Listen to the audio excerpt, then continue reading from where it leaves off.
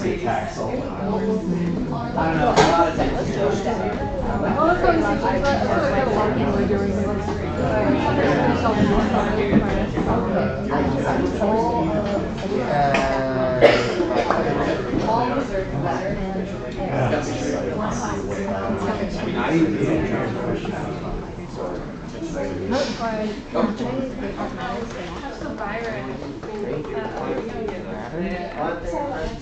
Okay. Probably not. Sorry. Okay. Yeah, we're about to. Okay, and then what's your username? Yeah, but I couldn't get mine. This is a game jam. Thank you.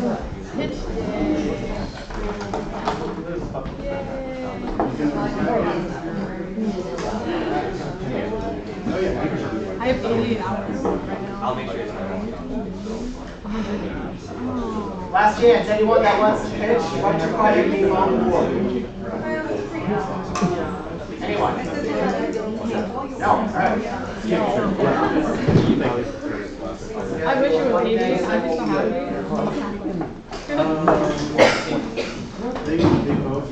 A C? You know, maybe I will aim for a C. I'm okay with a C. No, I'm just curious.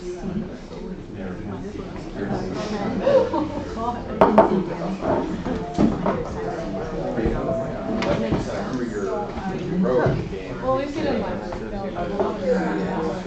I'm gonna work on something important. This is your backpack? It's what's this campus compared to Radley with all Game on okay, it has more computers than ever here. Also, our campus. The other campus usually for like other purposes, so like more. Just a heads up, this project, I don't think this laptop has PowerPoint, so I have to import it into Google Slides, so it might be a little bit, right? Doesn't have what plug? It doesn't have PowerPoint. He Yeah. essentially has a PowerPoint, so I just imported it into Google Slides. That's cool. Yeah. All right. And now we're finally starting. Hello. Everyone, thank you so much for taking time out of your Sunday to come out here and listen to these wonderful pitches. This is a very unique and special pitch event because this is the first time we've actually had guest school pitching from UCI. Give them, a couple of them are up there. They'll let you know definitely. So, without further ado, let's just get this started. First off with Nexus Crisis. Yeah, perfect. You might want to just. Yes. Sure. Yeah.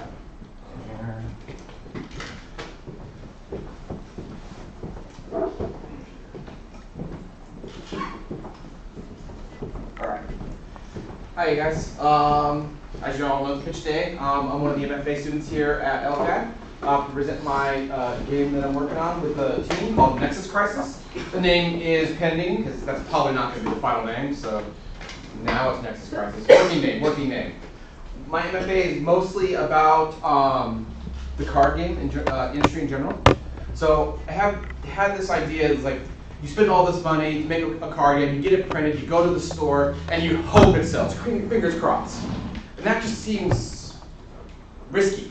So I'm applying digital techniques such as digital prototyping, things we already do in the video game industry, AI learning, find the metas of the card game, community testing, beta testing for a physical product. You should do that first before you even consider releasing a physical product because you want to test the heck out of it. So the goal of this thesis is to test all of it, everything I can, including the market studies, everything I can before we pull the trigger and say, okay, we'll make the card game. So that's the general thesis. The game I'm launching with this thesis is a narrative deck building card game, for those that are familiar with that. It's a game where it's an enclosed environment where you all compete over a certain deck of cards and you fight over those cards and build decks and things like that. If you're familiar with those games, they're really great. If you're not, I recommend giving them a shot. They're pretty fun to play, but they're not like a Magic, where it's an open, ever-expanding collectible card game. All right, so overview, who am I? Here's my sales pitch. My name's Ron. I have a bachelor's in science in game art and design. I started out actually as an illustration major. I'm an industry veteran for about 15 years working in the video game industry, mostly mobile development. And you can kind of guess, card games. I have some titles under my belt, such as like Lords of Waterdeep, which is a Wizards of the Coast property, Ascension, which is a deck builder game. A lot of board games like that, really nerdy stuff. But you're my people. So what this is, as mentioned earlier, it's a digital-first production philosophy being applied to a physical end product goal. The game is an ever-changing deck building experience. So again, if you don't know what a deck builder is, that's fine. But a problem with deck builders is the more successful they are, the worse they get. If anyone ever played them, as you start adding more and more cards to them, it gets worse. How this is driven is a story-driven deck builder game. You have a small core deck, and you add characters to the game, and those characters come with a certain amount of cards to get out of the game, and then you play with just those cards at that given game session. So the game's always changing based on which characters are actually entering the battlefield. So that's how this deck builder is going to work, and what makes it distinctly different from other deck builders, which gives it a lot of opportunities to have marketing advantages in that particular game space. Inspirations, as I've already mentioned, games like Ascension, Magic the Gathering, Dominion, Legend of the Five Rings, Star Realms, and Hearthstone. So the goal of this game is to make a physical game from a digital version. Some of these you probably recognize, I'm sure. But these are kind of the inspirations of the game. The game will be designed in Unity. Most of my experience is in Unity, that's what I know. So that's what we're kind of going with as a team. We're going to be developing for mobile primarily, but also desktop and, as I said, physical version. So a lot of times we're going to be taking advantage of like multiplayer to test the heck out of this thing. So where are we at now? The state of the game. I have completed, air quotations, a paper prototype that is playable with the core mechanics. The course is going to change, it needs work. That's the whole point of the thesis. We have acquired veteran members, veteran industry professionals, mostly programmers. I've gotten network programmers and things like that. A few of them, a few artists that might be able to come on, but I've gotten a few of them. And as you can see, these are actually art from the game. It's ripped off the internet. I don't have the copyrights, but it's a playable prototype that you can play. This kind of inspiration, trying to showcasing what the art could potentially look like. It's geared towards right now as an MTG clone, Magic the Gathering clone, but that could change. And what are we doing now? I'm here recruiting hopefully some more team members. Short-term goals. Right now, I'm in the state of we're trying to get artists on board for concepts and ideation, leading to a market genre test. So the game might be Magic the Gathering like world setting, but it could just easily be a sci-fi game, or it could easily be a post-apocalyptic zombie game. That's the whole idea. We're not taking anything for granted. We're doing it all through the digital process and letting the market drive everything, hopefully on the playable of the game. Summer, I'm hoping to have a bare bones alpha test with closed testers. Long term, hoping in fall, have my ugly Betty, a beta that you can play. Solid illustrations by fall 2020, which means we'll have the genre at least locked, start trying to pitch it around as a unified game. Hopefully, I really hope to try to do some sort of crowdfunding for that art push near next year sometime, and have a vertical slice and a show prototype in spring of 21, so next year basically. What am I currently looking for? Art leads. Again, I have an art background, but there's no way I'm going to be able to do all this art by myself. Help me, help me. And because of that, since I'll be managing a bunch of other aspects of the game, I could use leads for those that are interested. One lead, possibly more. This is a card illustrator's paradise. Really, it's 2D art on front and center. Really what it is. 2D painting, front and center. I need artists of any style because the genre has not been picked. You know, there will be a little battle between the artists, I'm sure. I want sci-fi, I want zombies. My lead programmer wants sci-fi. So, Come on, fantasy artist, help me out. So we'll see what happens. The mobile will most likely, or sorry, say digital, will most likely have a 3D game board. I could probably use an artist, mainly environment modeler. You know, a generalist would be great. We can definitely use that. A VFX artist for card effects, go flying around. Testers, even if you're on maybe you have limited time for whatever the reason, or just want to test the heck out of this game. I can use testers for my testing pool. And I can use programmers, but I don't really have any clear roles for that yet. I could probably use maybe somebody to help with the AI or rules that want to play with that kind of stuff. I already have a network programmer, but I could always use another one, never know. We have all that stuff set up, but we could definitely use some programmers as well because that stuff's hard. Opportunity, again, more sales pitchy. So this project, I was talking earlier, I'm approaching my MFA as a commercial product. I mean, I'm taking advantage of the teachers teaching me, helping me through the way. I have released properties. I have a very good chance, I think, to make this a digital published title. So you will have credited work, sales pitchy. A decent chance of being a physical title. The goal is to make a physical title, but if the game stalls out because that's the whole point, testing to see if it's worthy of a physical title. We'll see. And there's a lot of barriers that can come with that, but I am making every intention to make it a physical title as well. So, yay, physical board games you guys can do next year here. Yeah. Carry around with you. What? I did that. Illustrators works front and center. So for the illustrators in the class, that's it. It's your work. Here's a card.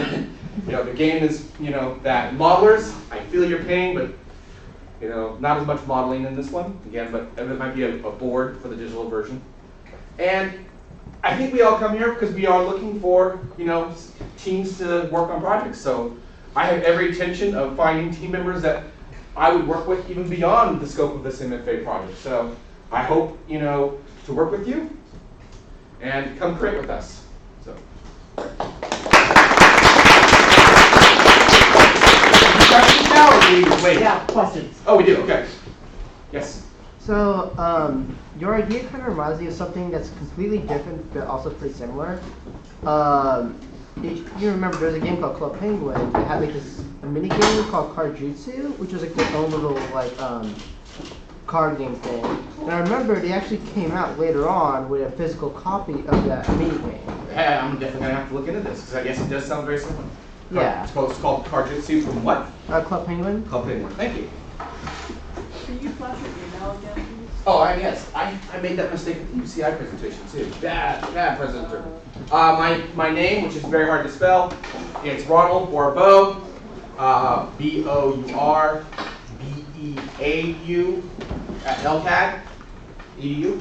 Think bourbon and bow, sweet little bow, think of that. That's the best way to try to remember my last name. So Bourbeau at LCAD.edu. Thank you for that, because I missed that last time too. That's probably important. Anyone else? Oh, sorry. When you say you want illustrators that do cards in any style, do you mean any style as in any genre like sci-fi or fantasy, or do you mean any style like painting or cel shaded? Right now, it's any style. Okay. Because we're going to be market testing this. That's the goal of spring 2020, is to get ideation as well as market test which style appeals to the thing. So the first phase one, if we're going to borrow from Marvel and Disney here, is to figure out what that style is going to be. Okay. Any other questions? All right. Well, thank you. Yeah.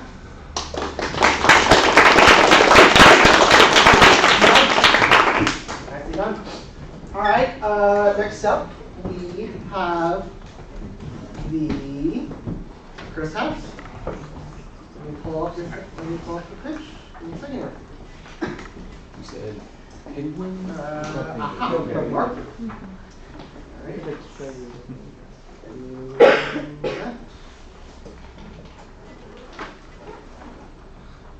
a second here. And it's all yours.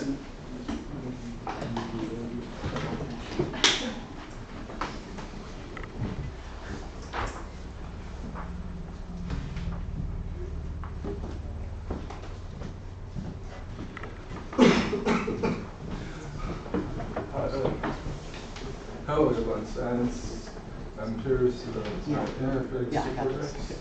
I call it Chris House, but it's also the pending titles. And I show this image because I want to say the main point is possible.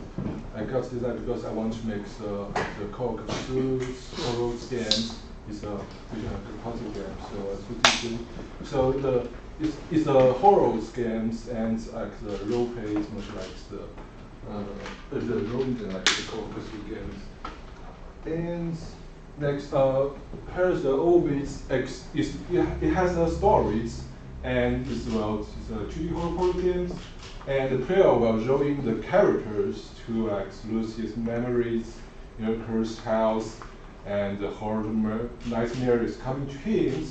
The players need to assess the mysteries and accept the house because the nightmares catch him and something will kill him. Actually, so it's pretty much like the very simple, simple storylines. That's like a normal puzzle game, just accept something somewhere to find the key or find some project stuff to help you to accept homes. But the next was the manufacturers. As what I mentioned at the beginning, is called Cthulhu style horror games. So although it's horror games, it's not you are not going to see like a lot of like a monster or zombie or something like this. It's just much like the fear or scare about some creepy things or some creepy evil knowledge or something like this. Actually, the character is not it's not a fighting or something, and he's not going to be killed by like the actual monster coming to kill him or something like this. Actually, the characters have a sanity point, rather than like an HP or something. So when the character died because he becomes crazy, lose his mind, something because he lose all the sanities. That's points he was died because of losing sanities, and it had the role play experiences. As what I mentioned before, like I want to make a role play experience. So everything will feedback. Everything the player does in the games will reflect by the games like maybe if he becomes crazy, what his task will become odd or something, and the picture will change, and maybe somehow in one of the endings, maybe the game will delete the player's data, such like this reflects to the player's behaviors. So, and it has the different endings. Because I like, just to pass this game, is much easier and short the game experience, but it has a lot of endings for the player to expand in the world. Actually, if you just run away the house, you don't know anything, maybe it's not the best endings, and you need to try different things and know more about what happened in different endings. And so I like to make the players try these games again and again, and each time I like to make different experiences and lead to different endings. So next I will show a really short example of the games, like what I think the games look like. Oh. What happened with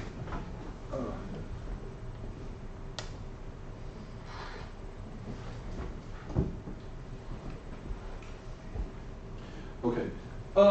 As you see the background, actually is what I'm planning to do in the games, what the art style look like. Here the players coming to a room, look at this, and then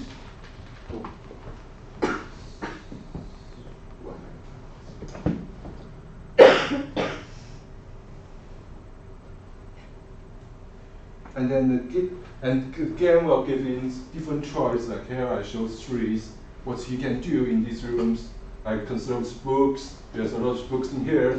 Check the fireplace, or listen to the wheels music, or something like this. Actually, each behavior have times. Actually, why is there a time? Because the nightmare is what I said before. The nightmares is coming, and the player needs to in the limit time to finish it. To accept the house, and how long you will spend, the different behavior will spend like 1 hour, 2 minutes or something like this. So if you stay into the rooms for too long, it becomes dangerous or something.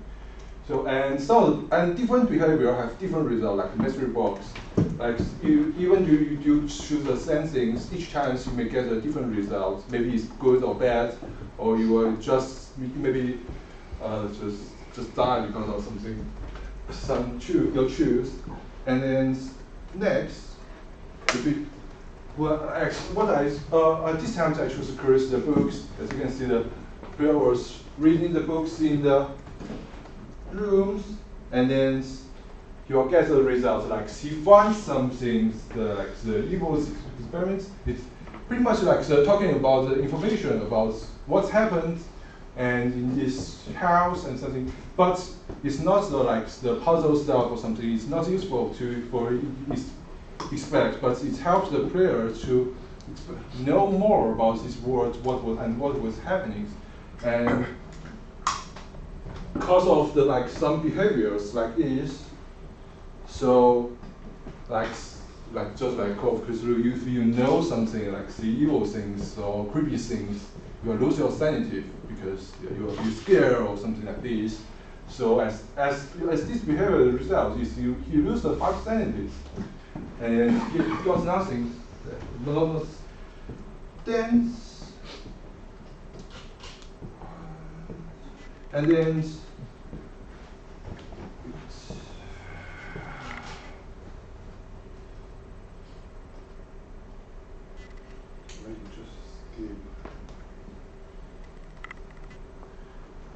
as what I talked before, like if you stay in a way like for too long, the nightmare will come in. Actually, and maybe he needs to leave, go to the next rooms and different puzzle stuff, and he will get a choice like if he want to stay. Like you want to stay in here or leave or something like this, and then here I choose stay in here. Okay, and then you can do this behavior again. But because he's staying here, so the nightmare is coming close.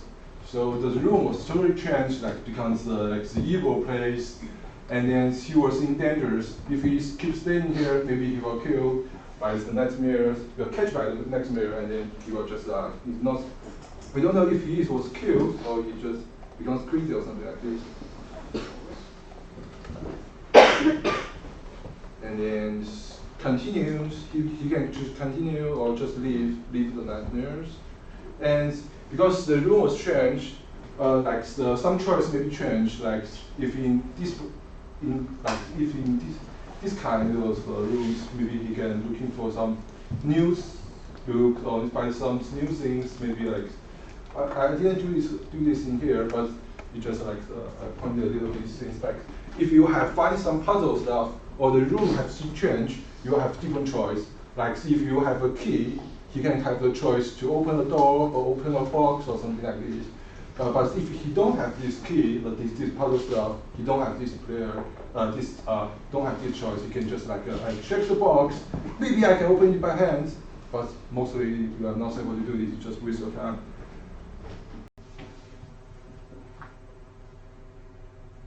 And then at this time, she tried something that was useful.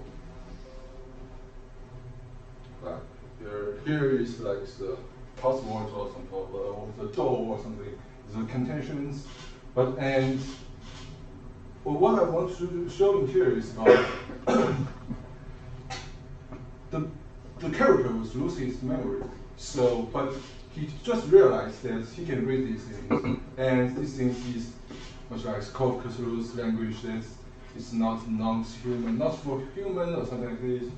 So I will actually make like a question about like who is the characters and makes the players ask a question about this game and become interesting about this Call of Cthulhu worlds. And that's the short example. And then talk about the important points about narrative. So the main system of the game is a puzzle game, so it's not very complex, and I don't want to make it too complex and too long. But the most important things, I think, is the narratives.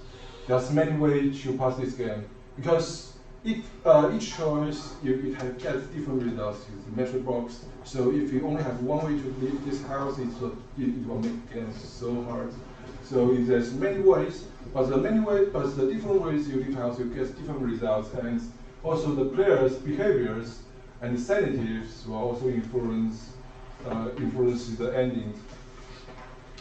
So I like to try the player to try this game several times to find the secrets of this this house, like who is characters, what happens, and what will happen if you choose different options, and also the game system and graphics will reflect on the player's behavior, as what I talked before. Like one of the ending maybe the game will collect players' data.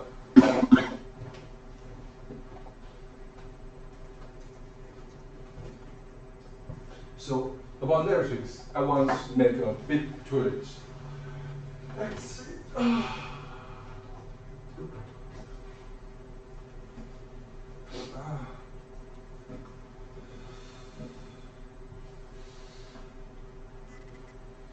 So, well, the message, what I talked before, the character loses memories. So I want to make the character suspicious.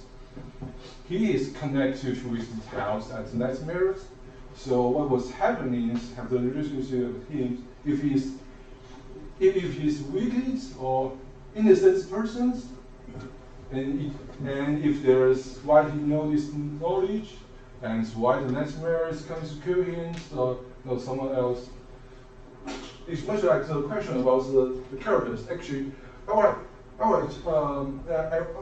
talk about the big twist is about like the player will maybe realize the characters he was helping to expect maybe he's not a good guy or something like this. Maybe his background is not good, and the nightmares maybe something good or something, maybe innocent person before or something like this. Actually, that's what I do on the narratives. Like if you get different endings, you will feel the difference, see the different side of the stories. And after you get all of the ending, you will know much more about it. You have your own idea about this story. I don't want to make actually show that what actually happens or the truth or something actually choose in the games. I want to make the players guess. What may happen or what is happening. I guess it will happen. Let's look at this or something like this. Guess what happened because everything you was you know. I mean, in these games, it's just like just these experiences. Maybe the different ending and different experience of these games, you will get different feeling and know different things. So,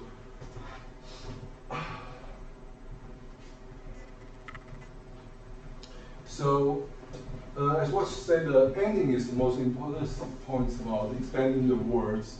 So I like decide. Jason, you might want to wrap it up. Okay. Sorry about that. Almost. Yeah. Okay. So. Okay. Just touch. Yeah, that's good. We all get into our projects a lot, okay. So it's fine. Okay. It just have different endings and here was and it's short explain about what I want to do and what I want to do. But like, if you guys know the game that's called Undertale. So actually, I want to make a very good get this narrative feeling because of like playing these games. So I would like to create like some narratives about much feeling like look at it like this and the team. Okay, as you can see, actually, I'm the artist background, so I pretty much do everything so much like that. Drawing first, so I do this thing drawing. So, but I also need more artists because I'm not able to do everything by myself, and I would like to know more about that. So actually, I make this like similar to like the Darkest Dungeons, if you guys know these games. So.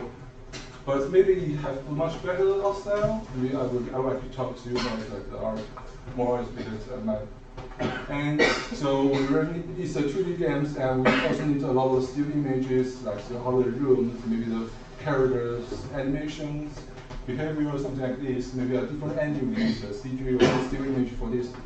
So we need artists and if there are some programmers, of course, I'm not. I can do a little about like Unity, the very beginning of Unity, but so I really need programmers help me to do everything. Okay, and as you can see, that English is not my first language, so I really need a writer for me to help me to write like a coastal style story. It's so hard for me, so I need a writer to help me to like writing. I already have like the main lines of the stories, but I need someone to help me to write them. It's very different if you think you are not a good writer for this narrative game. Okay, that's it.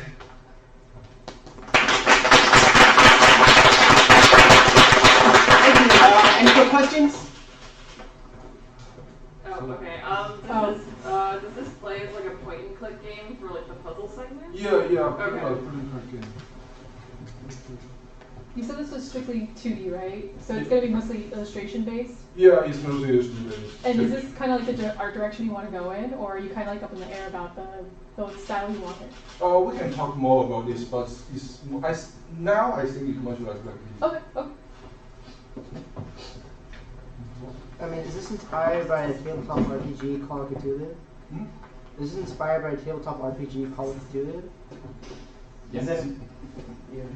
Is it inspired by a tabletop RPG called Cthulhu?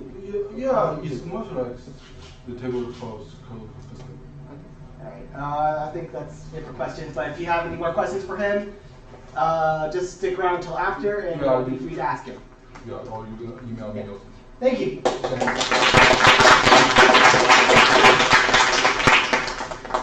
Alright, thank you very much.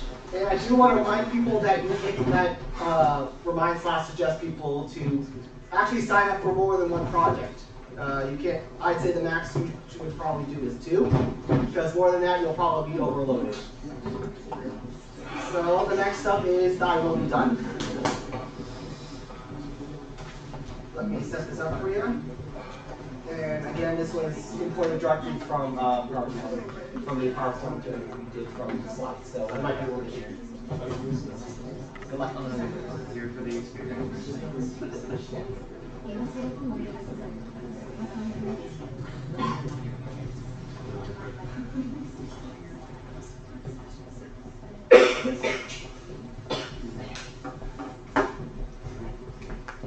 So my name is Brian Escobedo, as you can see. Title is I Will Be Done. A little bit about me is I've been in the game industry for about 8 years in quality assurance roles. Came to the MFA program because I wanted to level up and get into more of a design development role. Yeah, let me talk about this project. So the concept is you play as a recruit in the Crimson Order. A lot of the backstory I've been working on up to this point. In the Crimson Order, it's very much like a fanatical religious group in a medieval fantasy setting where you try to smite the heretics. At the onset, you're given like a mentor, and you're introduced into the hierarchy of the order, and they're very much going to be a lot of difficult questions, questionable missions, and the difficulty is going to get, the stakes are going to get higher and higher. Like maybe you first just carry out like a scouting mission, and then next you have to, execute someone, and then next you have to, poison a well or something like that. And at the end, a lot of it's going to be whether you, the different branching paths are going to be if you follow orders for the entire time, if you defy them and what consequences there's going to be, or if you kind of live somewhere in the middle where you carve your own path at each state. So this is the core. It's a 2D narrative, text adventure with uncomfortable decision making. I also wanted to add a limited time frame. I guess a little bit like Papers, Please, where you have to make these decisions and you have a little hourglass. And I want to see how much that affects your decision making, because in a lot of RPGs you have kind of infinite time to kind of stew on the choices, and I want the mix of the uncomfortable decisions with the time frame to be kind of an uncomfortable experience. As an academic pursuit, I've studied a lot about the Milgram shock experiment, and how that related to how people perceive authority and how they follow orders. Also the Stanford prison experiments, how people assume a role when they're given certain tools and certain ideologies.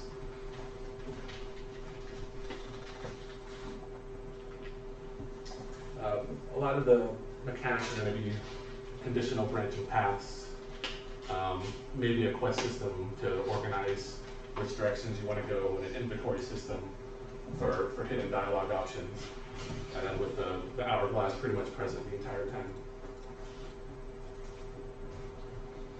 I guess these are the two games that I really like to play, just because there's a lot of morally great decisions, there's really no right and wrong.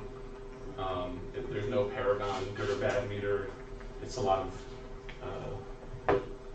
I just feel like there's very little right or wrong. It's just kind of who you side with or which faction you want to please more. As far as the game engine goes, I'm looking a lot of My Majesty for iPhone and Android. It's pretty much faction-based, where you pick, which faction you want to receive a certain day, and then you kind of give like a yes or a no, and that affects how the other factions perceive you, and it's all about striking a balance in between them. This is also a lot of kind of where I see the UI going. Reigns is also another game. It's made in Unity, which is kind of what I want to do. There's also a Unity or a Reigns editor called Kings, which I'm exploring right now. I'm just starting the prototype phase this semester because I just kind of got approved. But a lot of this is kind of like a swipe, Tinder sort of thing, left or right, yes or no. But I kind of see this as a framework for, like balancing between different factions and what happens if you drain all your resources in one or gain all of them in the other. Art style, I kind of want to go more realistic, but I'm also exploring something like Darkest Dungeons, the stylized gothic horror, medieval fantasy type look.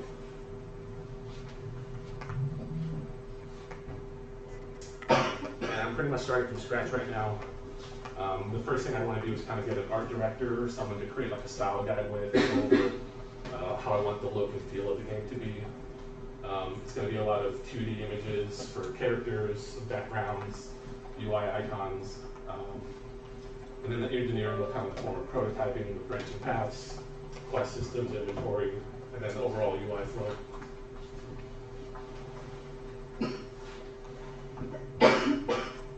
And that's pretty much it. The way I see this going is I want it to be a portfolio piece. If I gain momentum and the prototypes are good, I'll think about making it a commercial release. But for now, I kind of just see it as a big portfolio where you're applying for a company, you can show that you work on a release product, even if it's free, and then just display your art or what your contributions are. And that's pretty much it. Thank you, done. Any quick questions? No? All right, thank you. Oh, sorry. So I was looking at the game that you put up, My Majesty. So for gameplay wise, something like that, but instead of having the cartoony aesthetic, more realistic? Yeah, more realistic or more like Darkest Dungeon in a way. Yeah. But that's a lot of what I want to discuss with somebody who, the art team I recruit, what I have in charge. And you're looking to do more 2D or instead of 3D for this, right? Yeah, it's probably all going to be 2D. It's all going to be swiping images, clicking on buttons. Yes. So what engine are you planning to use? Unity. That it? All right. Thank you. Thank you.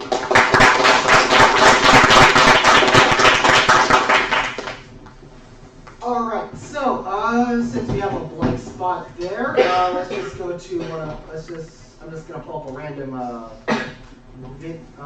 video. Let's do. You want? Let's do.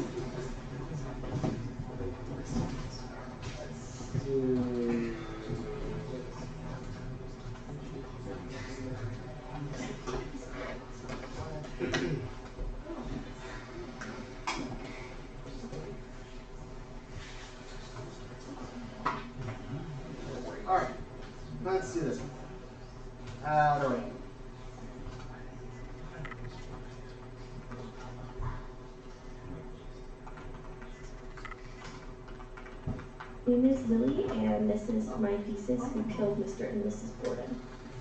So this game is based on the murders of Andrew and Annie Borden in Fall River, Massachusetts in August of 1892. It's quite a famous story, mostly because of Lizzie Borden, their daughter, who is the prime suspect in this case. Just a brief overview of what happened that day. Lizzie says that she found her father downstairs and he had been butchered to death with an axe to the head on the couch. And later they found his wife Abby, Lizzie's stepmother, upstairs in the guest bedroom, murdered in the same way. And so the police came to the conclusion that Lizzie was most likely the perpetrator. She went to court and was acquitted based on the fact that she was a woman and there was no way she could have committed such a gruesome crime. And nobody else has been convicted or suspected. I mean, there have been suspects, but nobody else has been convicted of the crime, and it remains unsolved today. So, as an American Studies major, I thought this would be an interesting way to bring history into video games by using this small case that a lot of people are familiar with and would be interesting both from a historical perspective and on a personal level, being able to delve in the relationships between the people of Fall River and specifically the Borden family. So that's the story behind this case. Gameplay and mechanics. So the gameplay for this game, I would like to be based on the walking simulator type games, such as the ones that I've listed on the right, where you're basically wandering around, exploring the environment, picking up clues to build a narrative. The one thing that I would do differently though is include a lot of non-player characters, as there are a lot of people involved in this case and I think it's important to get to know them all and get their witness statements. So I think that's one thing that I'd include a lot. Dialogue is very important to me in this game. I'd also like it to be a first-person camera. I don't really think the detective character that the player is playing is super important to the narrative, as I'm more interested in exploring everyone around them. So, yeah. And then, as I said before, the basic gameplay would be the character arrives at the scene and is debriefed on the situation by the cops and is allowed to roam the house, talk to all the people in there, explore the rooms, gather evidence, and then once sufficient evidence has been acquired, you can go back outside and it will trigger the epilogue, which will tell you what happened in real life. Also, some of these games that I mentioned on the right do include puzzles in order to get from room to room. I don't want to include puzzles because it's not really the point of this game, and I don't want it to distract from the main purpose, which is like a true murder investigation. But it should still feel like a game and a puzzle in the way that it's designed, and through the way that the character needs to move out of the house and interact with the other characters. Art style. So, in a perfect world, with lots of money available to us, I'd love it to look like Red Dead Redemption 2, perfectly realistic, as I kind of want this to be a history simulation. However, I realize that that is probably not doable. So I am open. It could be 2D like Stardew Valley. I think that would be a simple setup, easy to design the house. Dialogue would be simple to implement, or it can be like Heaven's Vaults, still 2D but a little more detailed, or it can be super stylized like Firewatch and Walking Dead or Return of the Obra Dinn. I think it really depends on what elite artists can come up with, and as long as it fits the theme of the game and doesn't go too cartoonish, because again, I want players to be able to realize that this was a real event and that we should be seeing these characters as real people, and that as this is a serious event. So I'm open to the art style, and I'd be excited to explore different options with it. Conclusion. So I have a picture of Back to the Future here because, again, as I mentioned, I wanted to combine history and video games, and the reason I wanted to do that is because, you know, I grew up watching Back to the Future, and I've always wanted a time machine, and obviously those aren't possible. And so through games, I think it would be fun to create our own sort of time machine, and give players an opportunity to experience real historical settings for themselves and feel really immersed in them. And what I'm looking for in terms of a team are artists and engineers. I have absolutely no experience with art or engineering, so I definitely need help on that. But I'm excited to work with anyone who is interested. And if you want more information about the case, I recommend the History Chicks podcast on it. But if you don't have that much time, because I believe it's over an hour, you can watch the BuzzFeed Unsolved video, which is not super comprehensive, but it's fun, and I'll give you a quick overview. My email's at the bottom if you have any questions or would like to reach out. Thank you so much. All right.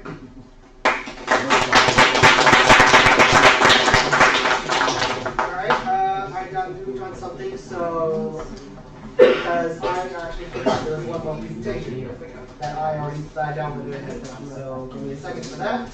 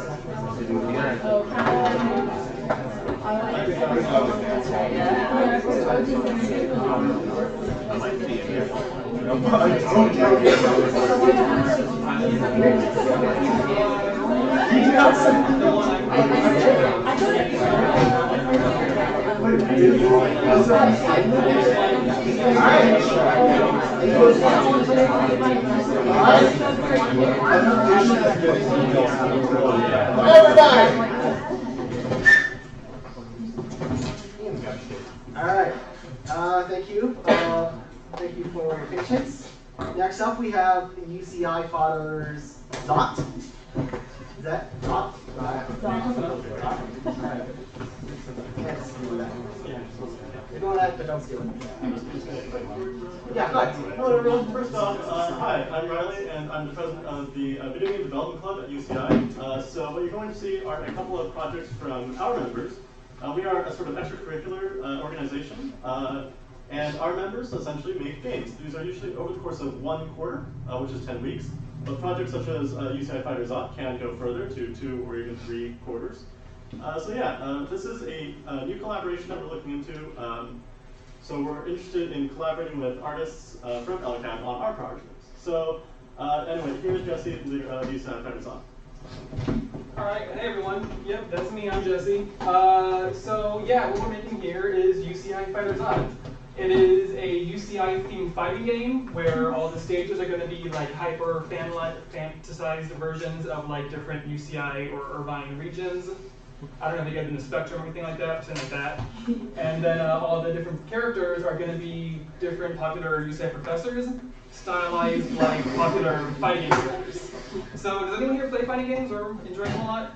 Oh, Jesus Christ, okay. I like that. So yeah, just for like a really like quick idea of like what we're thinking, we're making one character right now who's based off of Captain Falcon from like Smash Bros.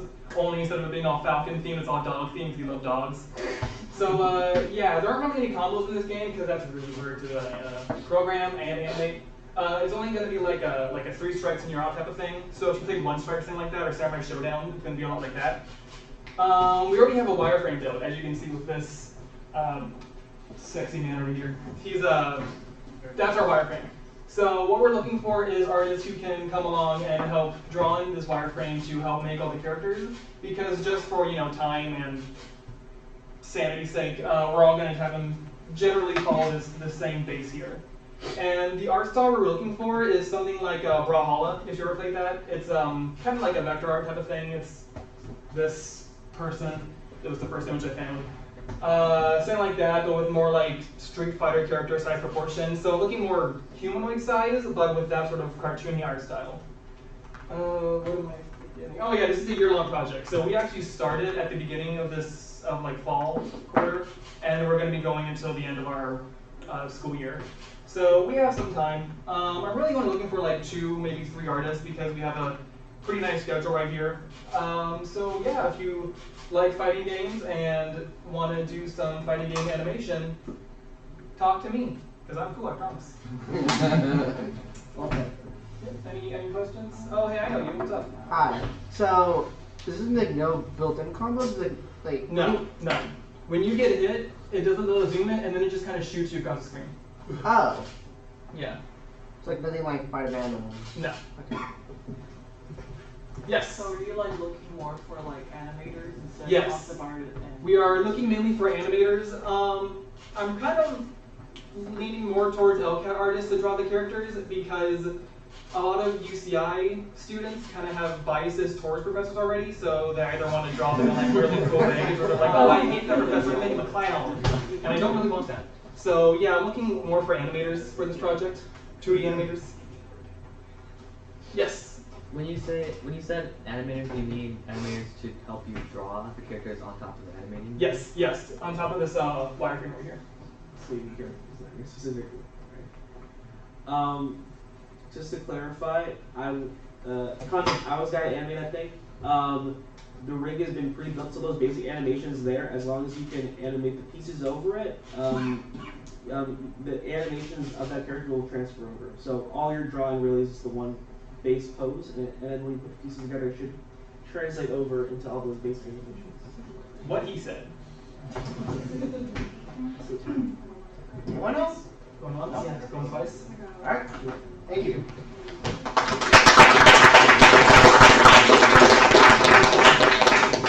Alright, thank you very much.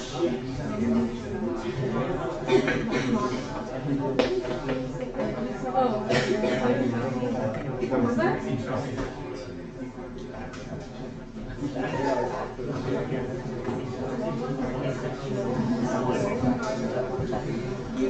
Alright. Alright. Hear my voice cough once. Hear my voice cough twice. Wow, I can't believe that actually works. Alright, so next up we got another UCI presentation, Eclipse. Yeah. Hopefully this works. This one. This game is a very simple game. So it's a 2D adventure and puzzle solving platformer. And the core concept of this game is you have 2 characters. As play as 2 characters. One's called Luna, one's called Sol, and they're a personification of the moon and sun here. That's the aesthetic elements. And there's many potential to that. And the purpose of the game is for them to meet, because in real life, sun and moon are always the opposite direction. They doesn't meet. That's also why the game's called Eclipse, when they meet. But then the world will end, so those are all plot stuff that we have yet to determine. But yes, so this is a puzzle solving game, and each of the characters have their own unique ability, and that's how the game goes. Okay, so here's some screenshot from what we have already. So it's the style is very pixel styles, like a lot of the indie games out there. So the mechanics, it's like I said, switch between different characters, and that will give you the ability. Like for example, the sun character, he can push the block horizontally. The moon character can control the gravity, so she will like elevate the block vertically. So that they can help each other to solve some puzzles like that. So it's a level-based game with small reading of each stage. And the game should be looking more colorful, lively, and healing. So something like Celeste will be very close. But I would want a little bit subtly different, but yeah, it's like pixelated difference to the game. And here, so some experiencing from Celeste, like I just mentioned, and Fiber and Water Girl. I don't know if anybody knows this game, but it's like a puzzle solving platformer. That's where I got the switching in the mechanism from puzzle solving from. So obviously, the like most games, the platformer / engine will be Unity. We're looking for artists, just artists. So on the slide I have many other people, but we already got those, so we're cool. So I really need artists, so really need artists. So please come if you can. And we already have 3 programmers, so we have a pretty full team right now. We just don't have artists. And if you come, I'll satisfy all your artistic design wishes, because since we don't have a design executive per se, so you will be in charge of a lot of aesthetics here. And we're trying our best to make this look good, just in general, right? A portfolio piece. So, and well, I'm pitching here, so LCAD's 100 billion% welcome. And a side note, if you're experienced with 2D rendering or particle effect, that's very good. So we have programmers, but they're sort of experienced. But anyway, this will be really good. Thank you guys for listening. If anybody guys want to join, please join. It'll be really fun. Yeah, that's it. And I don't think she left an email. I'll look into that later. All right. If worst comes to worst, I could probably just. Her Discord tag is in the first bit. Oh, it is? Yeah, it's at the Alright, bottom. so I'll just rewind that and get you guys that.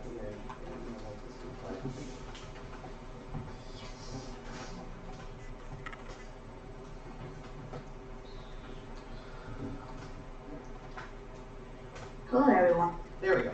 Oh, yeah. Okay. Good eye. I was gonna say.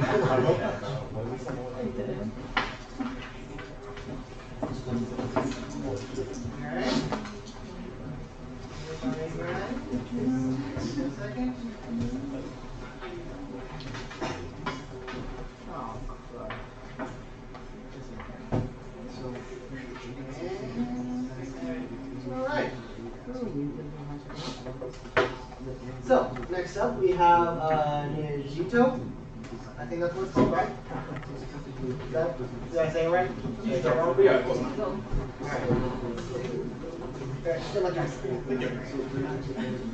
Hello, good afternoon, everyone. Apologize if we got used to a slightly shorter presentation model to people. Pretty famous for speaking a little more at length. And I think it's because we have a lot more to talk. We have a lot more we would like to talk about. So, who here has played Rock Band? Wow, that's actually way more than I thought. Okay, basically, if you were to condense this game to a single idea that started it all, it was, what if you played Rock Band, but you were expected to switch positions in the middle of a song? That is at sort of the core of what Nijito is. We like to call it a band-building rhythm RPG. So, because we like story, we made what is essentially a mishmash of a rhythm game that is Rock Band, but you switch characters, along with a more character-oriented management simulation, because we realized, okay, well if you've got 4 members of your band, because normally when you play Rock Band, you've got 4 guys sitting next to you. Well, we're playing with a cell phone, and you've got 3 AIs sitting next to you, and these 3 AIs are now characters that you have to level up and make them effective at actually being your bandmates. That's kind of where the RPG elements come in, and also it's where the story comes in. So our story is that you are leading a virtual band that has somehow created this gimmick where they switch positions in the middle of a music. Don't think too much about that. We've kind of hand-waving how that's possible. But yeah, the objective in the long run is to create a game that both has a very playable rhythm game, an enjoyable experience, because I personally love rhythm games. I play Hoss probably more than is healthy for my wrists. But also to set that rhythm game within the confines of something more story-based. I don't know if any of you guys have played Graveyard games, but for example, playing Demo was like a transitional experience for me, because I never realized that you could actually imprint a story instead of a rhythm game in a way like that. So that's what we're trying to do again. So our focus is very much upon relationships between the bandmates. As the little blurb here indicates, we are detonating the band at the very beginning of the story, and your job is to bring them all back together and teach them why they love music. Moving on. So, as I said before, concept is a rhythm game. We want to have 4 hopefully distinct modes of play, because most of our music is Japanese light music, as you might have figured out by the fact reading the game Nishito. So we want to have, say, a guitar rhythm game, a drums rhythm game, a vocalist rhythm game, and we're not really sure what the fourth one is because we realized that playing the bass is actually pretty boring from the perspective of a rhythm game. So we're sort of in the transitional period figuring that out. It might be background guitar, it might be something else. But each of these will be a unique mode of play that you can switch between, not at will, but very close. And the idea is you must master them all and be able to switch between them at the times it's appropriate. So if there's a guitar solo, you better be willing to pick up the guitar, drum solo, etc. All the same idea. So learning to judge when to swap your team around is actually very important to get optimal performance. You're not merely trying to full combo the map yourself, because knowing when to put the right people with the right skills in the right positions is actually critical. So, as you said, there's also an RPG element to this. These are the teammates you're putting in the right spots. There's supposed to be character development via a story mode, very similar. We haven't really nailed down the specifics of that. We do have a development cycle that's about a year long, and right now we're just trying to build rhythm games elements and get the UI done, that kind of thing. How we're going to do story, we haven't quite figured out yet, whether it be perhaps notes like Citus uses or like a full-on visual novel kind of thing, which is what I would like, but probably not what I'm going to get. Okay, so by going through that, you also would customize. We intend for these characters to be customizable, not just in their quantitative ability. They're not just going to level up and become better, but they actually have gear that you can equip them with that will have them have new traits that allow them to specialize specifically in doing whatever you need them to do, or be generalists if that's what you'd like. Move along. So now we're going to get into some, inspirations. Yes, obviously this is Rock Band. I would say that our rhythm games are a little bit widely different, a lot more different than the ones that Rock Band features. I think one of my criticisms of Rock Band is that you're basically playing catch the notes in 3 different ways with 3 different ensembles, which is fine. But move along. Yeah. So here's actually an important aesthetic element we want to get at, is that one of our long-term sort of dreams for how the background will work out while you're playing the game is we actually have the band playing in the background. This game here is, what's the name of the game again? Bandering. Bandering, yes. They do that, and we like that. Maybe not like that, but the same idea. But that is what we're actually kind of looking for, and it is relatively representative of the aesthetic. Move along. So here we have, 2 Rare games. This is Demo, actually the one we sort of first started out with noting. This is Citus 2. I would probably call it perhaps the most popular in the game right now. And then you have OS down here. We are kind of absorbing the game mode of OS for one of our games, and probably will be absorbing Demo at some point too. But that's something that we're pointing out as well. We're not trying to be terribly revolutionary with what rhythm games we create. We just want to have 4 very varied experiences so that the player is required to not just be good at one thing. So they are intended to be very different from each other, but not necessarily revolutionary in and of themselves, because making one new rhythm game that's good is hard enough. Making 4, we don't have that many designers. Moving along. So this is stuff that we've actually made so far. This is a UI mock-up that Lena here's created. This is for the drum game. It is, as you might note, basically catching the notes. There's really no other thing you can do with drums.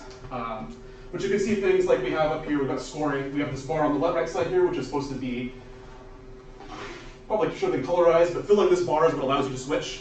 And we've built in incentives to make you actually switch between all the different instruments. You've got scoring, you've got your current character over there in the top left, because you do get to choose to be one of the characters as well as have them in your band. Yeah, that's kind of like we're going for a very minimalistic design in terms of UI. I think that Rare kind of hit that on the head. We really like that particular kind of system. So you can see that we're trying to minimize the amount of information that's there to overload the player, because we honestly think that the game experience itself is very demanding, because you have to keep in your back of your head what the entire song looks like, not just what you're currently playing. So down here we actually have a mock-up of our guitar game. It's not very easy to see. Well, because the reason I put it smaller is because it's kind of inspired. Yeah. So I just wanted, the reason I put it here, I just wanted to point out how different the features of games or how different they are from each other's. And one thing we definitely want to pay attention to in UI design, one of the reasons why this design actually got obsoleted, is we are intending to develop for mobile devices. And one of the difficulties that we run into in that is both that we have to not only make sure that thumbs can reach all the important places on the cell phone, but we also have to plan for how can you play this on a tablet. Because anybody who's ever played, well, actually Rare games on multiple different devices, yeah, we'll know those. We're actually at the end here. Let's move. Okay, so what are we looking for? We're doing a year-long project. We're trying to get a product. It's going to definitely be a portfolio piece, but we would like it if monetization is possible. We'd love it, but we don't have musicians, so that's a big problem. If you know any musicians, please send them our way. We're using Unity as our engine. We're looking for visual designers, especially for UI. We have a lot of UI elements and menu elements that need to be created. Character artists, character concepts. We have 2 concepts done out of 8 potential characters. 3D character artists, we're thinking about making the background band play in a pretty simple cel-shaded 3D system. Here's more visual references. There's some color and stuff. Move along. And that's it. I think that's it, right? Yes. Oh, actually, no. That's one. We need this one. No, next one. No, the contact info. That's the one we need. So if you'd like to get in contact with us, join our team. Sorry that we kind of ran a little bit too long here. Here's all of our contact info. She's Laura. I'm James. Any questions? Yes. Are you gonna consider a gotcha? Huh? Yes. We have determined that the gear acquisition system is most likely a gotcha. Oh god. So it's going to be a gotcha. Do you guys? No, I don't want to ask that question. But in-game currency, yeah, with currency earned in-game. Yes. Have you thought about doing this as VR instead of mobile, given that it would allow you to more easily switch between things quickly? We considered it very, very, very briefly, but it's like Beat Saber has shown that this sort of thing is pretty easily possible in VR. Sure, but we run into problems where accessibility issues. For example, none of us actually own a VR headset, so testing would be actually just internally difficult. And then if we ever wanted to monetize it, cell phone is just kind of the way to do it. So definitely a consideration in the long run, though. Anything else? No? Bye.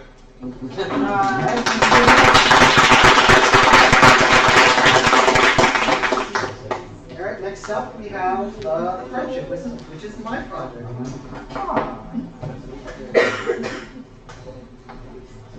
Alright, let me just set a timer for myself so I don't go over.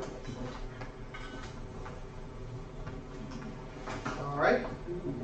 3, 2, 1. Hi everyone, I'm Ian. I'm a second year MFA student, and this is my project, the friendship. So before I get into the whole details of everything about the game itself and what you're doing and everything, I want you guys to think back to your early gaming memories of before. All the fun co-op games you had with your friends, like Castle Crashers, Halo, GoldenEye, if you were that old. Those are fun, right? Fun? Hanging out with your friends? But that was then, and we're now. It's actually 2020. I don't know why I goofed up there. How many games out there prioritize couch co-op? Not a lot. They're all online. They're all through the screen. And that's what this game is basically trying to do. The concept is a 2-player co-op game. It's couch co-op. And it's a point-and-click adventure game. And yeah, it's an adventure game. So, you're probably wondering how on earth is a 2-player co-op, the couch co-op point-and-click adventure game will actually work. Well, essentially, you're going to be moving around in a 2D space. Essentially, one person will control the throttle, one person will control the direction in which you turn, and you use that to navigate around the world. Typical 2D adventure game style like Stardew Valley, etc., etc.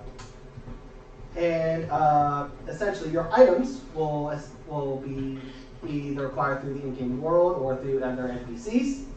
So a basic example of working together is essentially one person has a coin, another person has a paint bucket. One person needs to actually flip the coin for both sides, and one person actually needs to paint it. So as one person paints it, the other person needs to flip it over and paint the other side, and then they hand that over to the NPC as some sort of payment or passage or something to move along the story. I don't know if anyone has been following us, but we've had some other updates over the summer, including fancy camera transitions the actual concept of indoors.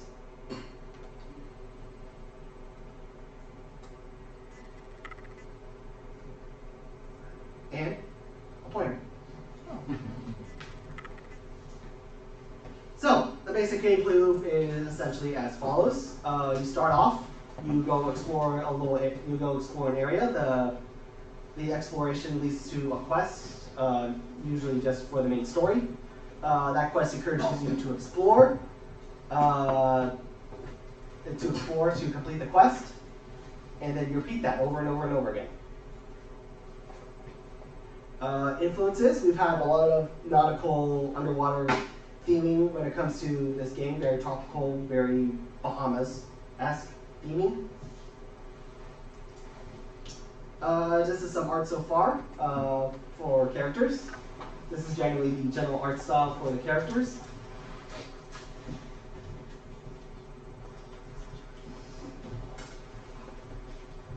This is some more environmental art that we have. Some items. So, who is needed? Essentially, we're on the final stages of production. I pretty much need anyone that I can get my hands on.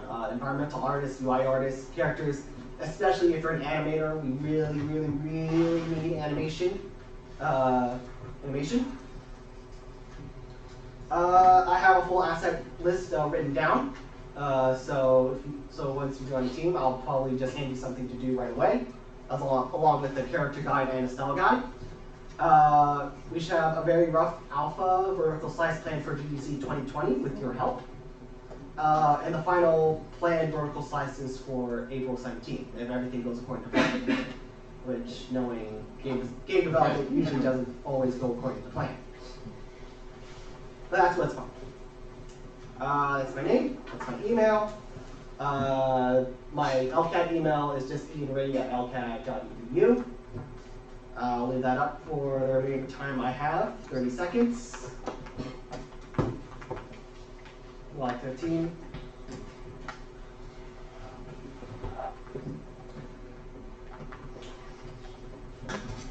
And yeah, thank you.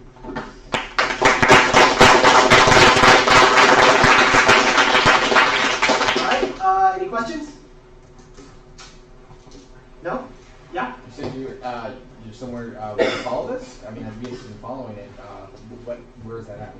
Pardon? You have some sort of media site that's showing the progress of the game? I've been basically posting updates on my personal site, but because I'm the programmer and the designer, my time pretty much is occupied with that. So I haven't really had the chance to update it since like early December. I'll probably have to update it this week though. So what is that site? iansdesign.com. Cool, It's my portfolio website essentially. Any other questions? No? All right. Yeah. Thank you.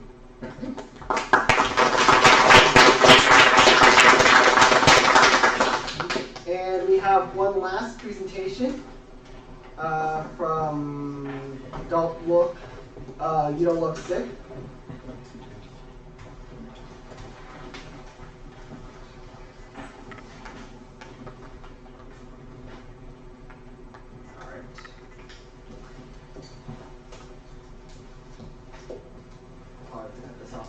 Hello, I am here to pitch You Don't Look Sick. My name is Brianna Menard. As a quick aside, my office is Brianna Smith. I got married at the beginning of January and are still in the process of changing my name everywhere. So you may see me referred to as Brianna Smith in some places, Brianna Menard in other ones. It's a complicated process, so please bear with me. I'm a game designer. I will be the project lead for You Don't Look Sick. I will be an engineer and writer, and I'm an artist. So what do I want to do You Don't Look Sick? Well, it's a phrase that people living with chronic illnesses or disabilities, especially those that are invisible, hear a lot. And I want to acknowledge the challenging difficulties they face in their day-to-day lives.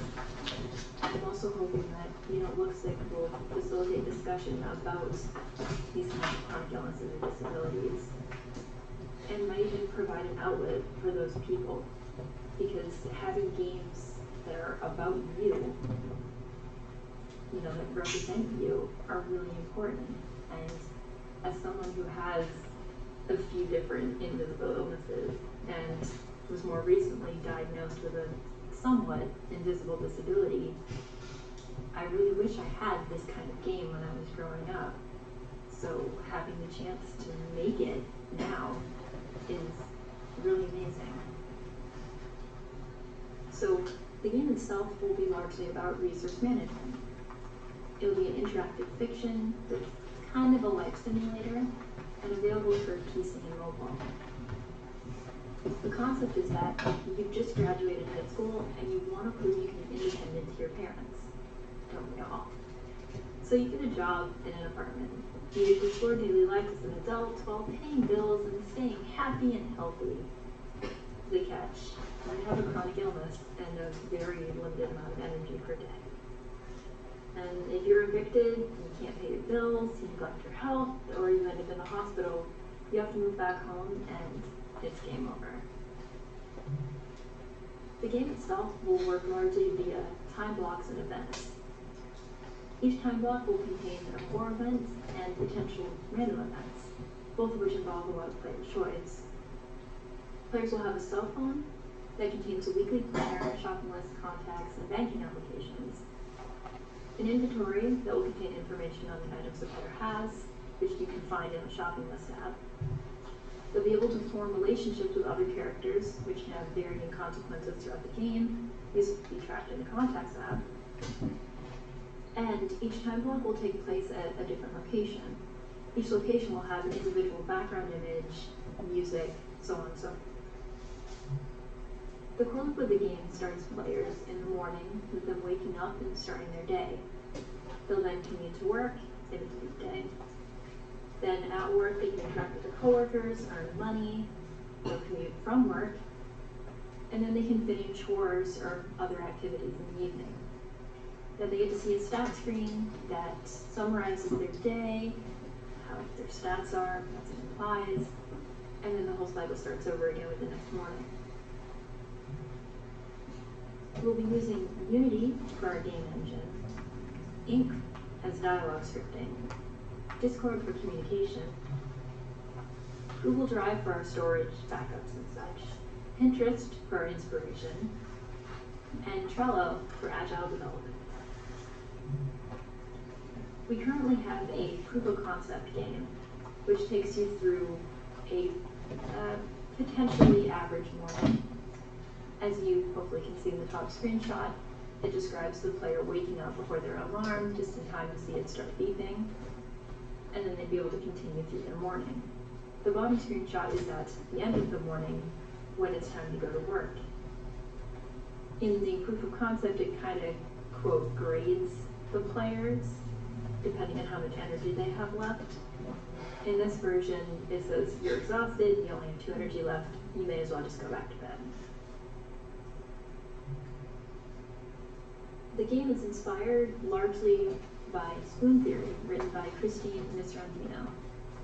If you haven't had a chance to read it, it's a really interesting essay that describes how people with chronic illnesses often have to manage their energy. We're also inspired by interactive fiction games, avatar creation games, and visual novels, largely for the way they use their UI and the backgrounds for their different locations. We're looking for an accessible and inclusive art style and UI style that's distinct. We want the game to be as much fun for people who are colorblind or need to use a screen reader as it is for those people who don't. Otherwise, we're pretty open to art style, which is why we're looking for artists. We're looking for an art lead who will be able to facilitate communication between myself and the other artists and help me come up with a style guide and so on.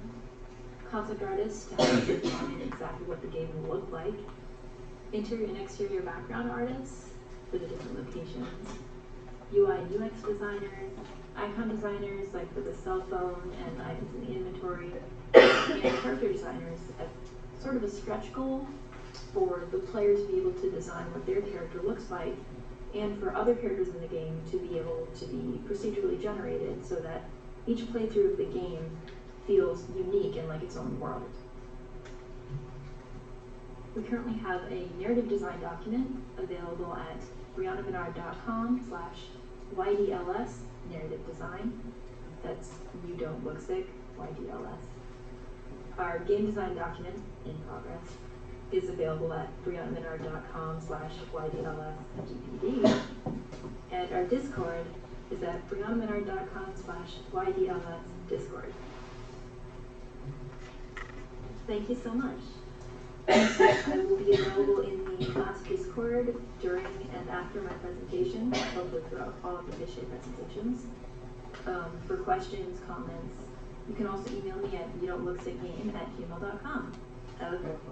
Yeah, thank you.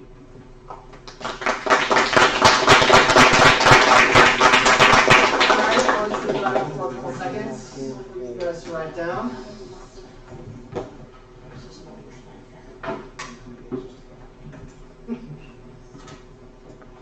Everyone got it?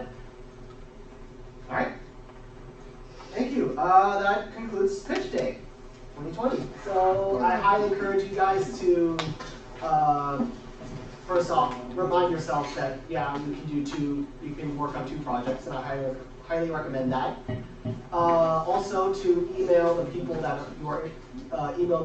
you're interested in working with, probably by tonight, tomorrow, or probably Tuesday. Yeah, we'll Stick around, mingle with the teams, get to know them one-on-one, and then at 5, because we thought this part was going to go on longer, at 5 is when we have food coming in.